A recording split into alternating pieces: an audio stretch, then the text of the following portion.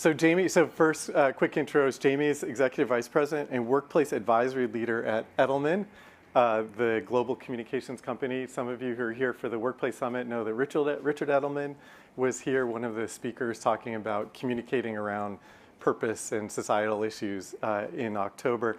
Jamie is based in Seattle, and she leads Edelman's employer brand work, and you have a background in consumer branding and social sciences. So welcome. Hi. Thank you. Thank you. And Daniel Zhao is the lead economist at Glassdoor, the site many of you probably know where workers review and rate their employers. Some of you probably pull your hair out about what you find on there. Daniel's not responsible for the comments. It's all user generated. He has a background in data science, and he's published a bunch of research in this area, including interesting research that shows the correlation between employee well-being and customer satisfaction. So welcome, Daniel, as well. Yeah, thanks for having me. So we're gonna dive in, and as I said, we're gonna focus on this question of trust, which is at the core of employer brand. We talk a lot at Charter about the new employer-employee contract. So what is the relationship? What are the expectations? And so that's kind of where we're gonna start off the day as a foundational conversation. So Jamie, I'm gonna start with you, and we're gonna start with the data, what the research says about the state of worker trust in employers right now. And among other things, Edelman has the Trust Barometer, where you measure this like very regularly. We do. We have the Trust Barometer, which we were talking a bit about backstage. We also do special cuts by sector and industry. We do a workplace cut, which is looking at the trust in the workplace specific to employees. Trust is, it's sort of synonymous with how we want to sort of think about what makes people believe in a brand. It drives perception and certainly reputation. But the way we think about it with employees is something that we earn.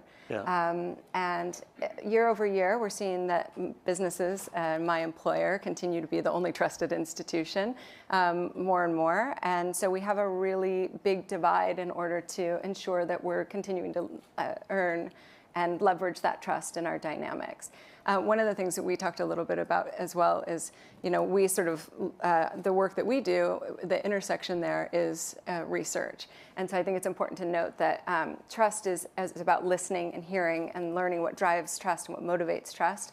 And that's sort of a nice place to start today is how are we listening to employees and responding and actioning on what really matters to them rather than what we think matters. Yeah, and we'll come back to that theme, but the idea is both listening and actually acting, and that is one of the through lines for employer brand. Daniel, what does your research tell us about the state of employer-employee relations, employer brand, trust? Yeah, I think Jamie set that up very nicely. There is a lot of things that we can learn from listening from employees to start. And when we look at Glassdoor data, unfortunately, right now there is this gap in how employees are feeling versus how executives are feeling, how leaders are feeling. In particular, actually, to give you a sneak peek of some data that we're releasing next week, the Glassdoor Employee Confidence Index shows that employee confidence in their employer's business outlook actually hit a record low in May for data stretching back almost a decade. So there really is this disconnect with how employees feel, how their businesses are doing, how their employers are doing. And ultimately, that comes back to trust. That comes back to trust in leadership to make sure that we are actually getting to the end goal, whatever that may be. Mm-hmm. And we're seeing that too. Big deltas in economic optimism between executives and the workforce. Big deltas in understanding the strategy. So that's really where the work begins, is in closing that gap. I want to come back to the work in a second, but I just also want to note, so you just previewed research that you're going to release next week, so exclusive to this gathering. Thank you. But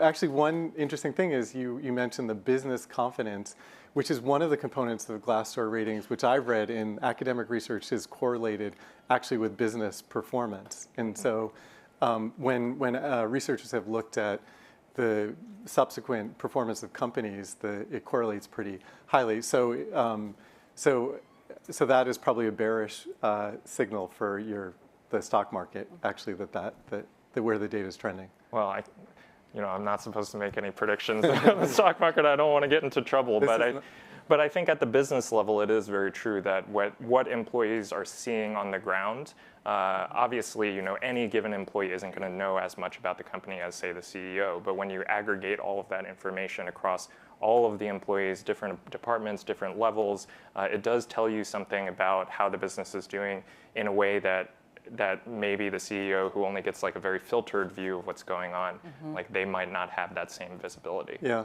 this is not investment advice at all, but actually that is really interesting. So let's come back to, Jamie, what you started with, which was this question about like what employers can do in this moment. And so what are some of the levers that you're seeing around employer brand and this question of trust that are most impactful? Like what can we write down and take away? Yeah, I mean, there's going to be a chronology, I think, built for across all of the different speakers today. But here to start with is cue the listening, right? I mean, this is why platforms like Glassdoor exist and are beloved and listened to. I find it beloved. And people want to be heard. They want to hear directly from the source. And they want to have that reflected back to them. So actioning on that right away, we know, is a great way to earn trust. And for the way that we sort of talk about it in psychology would be to say what you're going to do exactly what you say, and then reflect back on a mirror and say, we've done that. And that sort of hardwires this sort of actionable, response that is clear and articulated in a way that is trustworthy. It also sounds like good parenting to me. Just, it is. Yeah. It is. Yeah. And we talked about a few examples. I mean, we all, I think, have harrowing stories of doing something that we think was going to earn trust and eliciting a different response than we initially anticipated, and then actually listening and directing the response based on what we're hearing. So we talked about the example of an airline and tough negotiations for many years, trying to better understand how they could meet some of the flight attendants, and what came through in the research when they finally sort of really started to poll them was that the physical space of the cabin wasn't really designed for their sort of human experience. Low access to their personal items, new sort of mandates around recycling, kind of being crink in the back, trying to access it with regularity. And that when they had the COO say, we heard you, we're going to make these adjustments now, we're going to make these adjustments in the future, we're working towards these longer range adjustments. And then having those things happen on time and expressed, the way they were articulated, it started to, again, close that gap and earn trust, and the negotiations softened, and they saw that people felt a lot more seen and heard.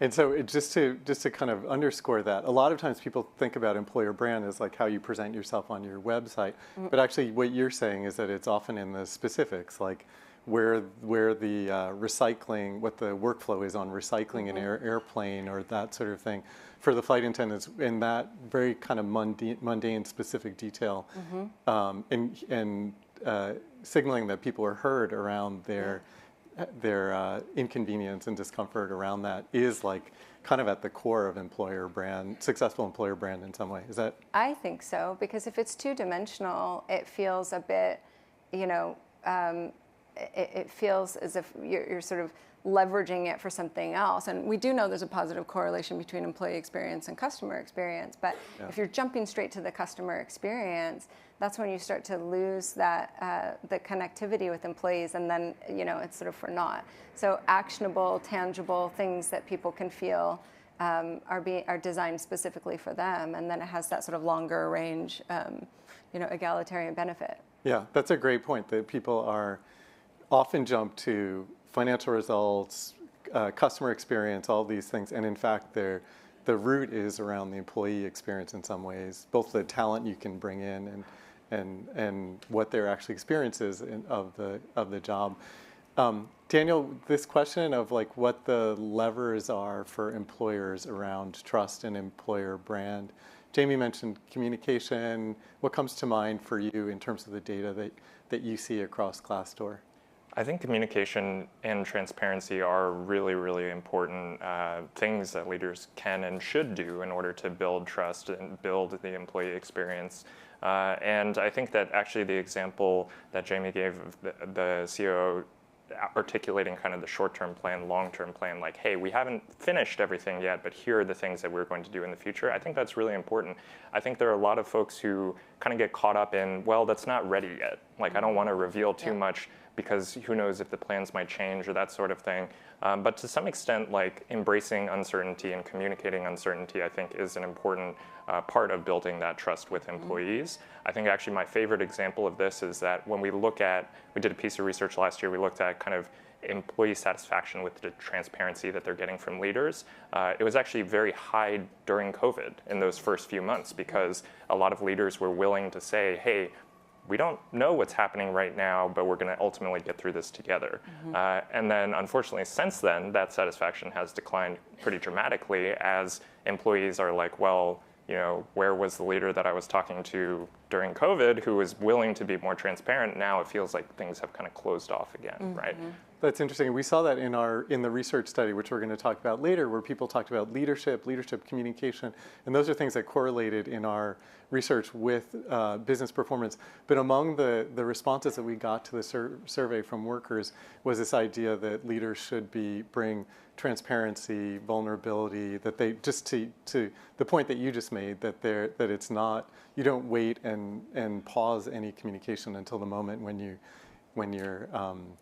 you have the exact answer that you're fully 100% confident in. Jamie, you work with a bunch of big companies I know around their employer brand strategies. How do you measure the efficacy of employer branding efforts?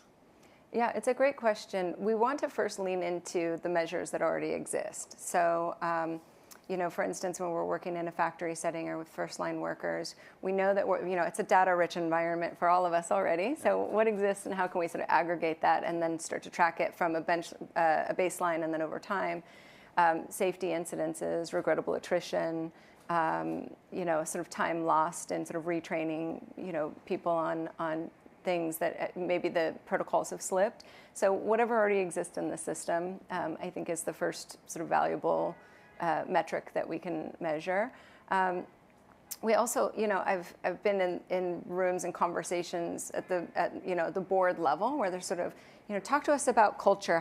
We know culture is having an impact on business. Like, talk to us about it.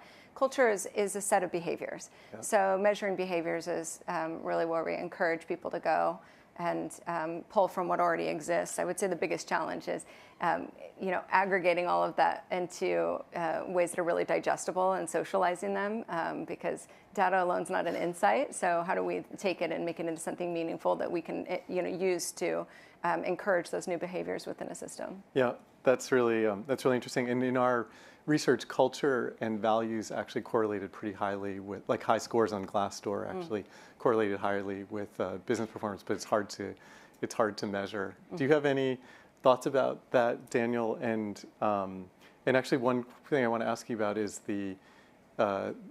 we're sort of we're generalizing across different populations of people, and in fact, the constituents for employer brand include prospective employees, current employees, and former employees who shape what the experience of the employer brand is. How do you think about it across those different populations? Are there different strategies that play better? Right. So I think a lot of people, well, are those three populations, and there's also the question of, like, are you getting material for employer branding from those populations, or are they a target of your employer branding efforts? Yeah. So I think a lot of people, very naturally understand, okay, employer branding is good for attracting talent.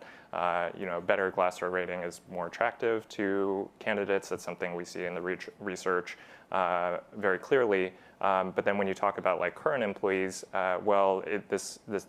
they're kind of in the middle, right? So they can provide a lot of material for employer branding. They can talk to their friends. They can post on social media in a way that helps you support your employer brand, but also their experience is the employer brand, right? So brand is grounded in facts. Like, you can't fully paper over a bad situation with brand, right? So ultimately that starts with how current employees feel. And then for former employees, I think there is an element of, how do people feel like they're being treated on the way out? And obviously, everybody has seen the headlines about layoffs and that sort of thing. So that is obviously a very, very important aspect to employer brand, is making sure that trust is maintained with current employees after a round of layoffs, but also making sure that laid off employees feel like they were treated fairly, as much as is possible, right?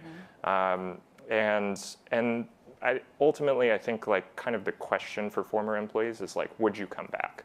Yeah. And if the answer to that is no, then clearly there's some room to improve there. Yeah, that's super interesting.